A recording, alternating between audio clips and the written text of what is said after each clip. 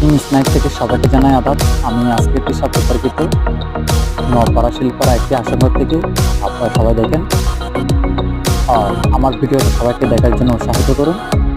রাউজান নপাড়া আপনাদের বাড়িতে কোনো বিষয়তা দেখলে আপনারা দয়া করে মারবেন না। আমার নম্বর দিয়ে থাকবে, আপনারা আমার সাথে যোগাযোগ করতে পারবেন।